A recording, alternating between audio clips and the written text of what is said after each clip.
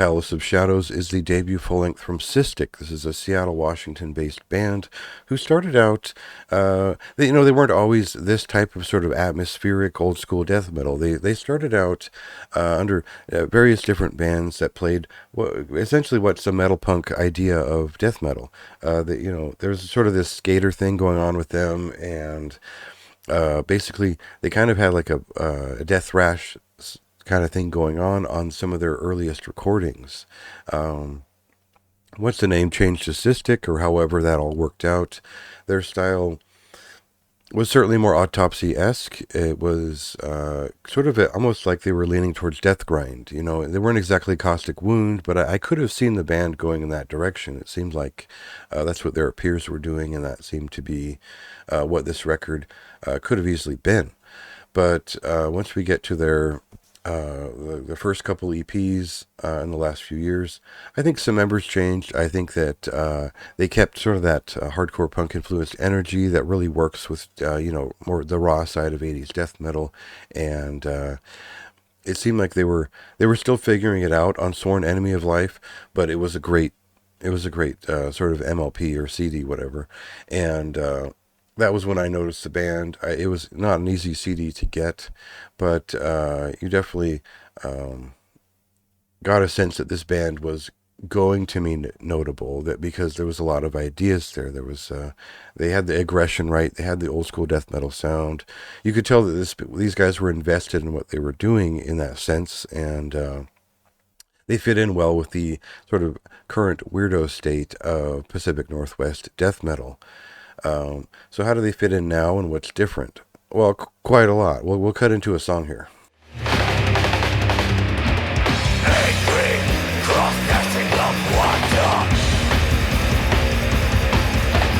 Thousand conflicting shadows.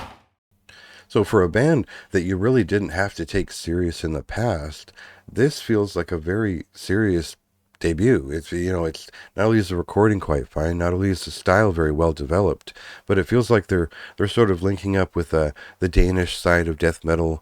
They're sort of linking up with like what their friends in Mortiferum are doing, while also keeping it very much like on a garage level of death metal, like we find with head split record groups like Anthropophagus. So there's a lot of old school, new old school feeling there that is aggressive and real in like a very a strong way. So if you're a fan of like Severed Survival, but you also like Phrenolith, there's sort of both of those things there to enjoy on this record. There's a little bit of Death Doom on some of these pieces. There's some we're kind of tripped out atmosphere on most of this record, and none of it feels like we're kicking back into sort of the sort of pure metal punk wilderness too strongly. So it kept me guessing, and in a good way. I thought this is like uh, an interesting group to see evolve over time, and to see them take this direction. It works for them, and I think that what's unique about this band, probably the vocalist has a pretty interesting register in terms of what's out there today. He doesn't really go for like the guttural side of things so much as something a little bit more clear.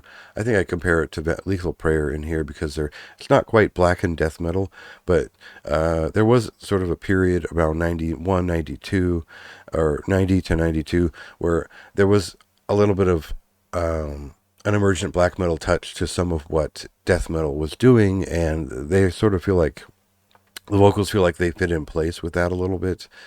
Just kind of a thought, but overall, great record. I don't really, definitely kind of pre 1993 death metal, definitely full of riffs, still has a little bit of the thrash in them, and there are certainly aggressive songs on here.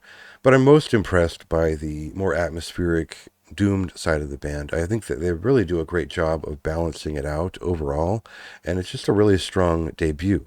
So, nothing but good thoughts on this one. I think it is one of the better records of August, especially if you're in tune with old school death metal and the things that it influenced. So, check that out this Friday, and read the review if you feel like it.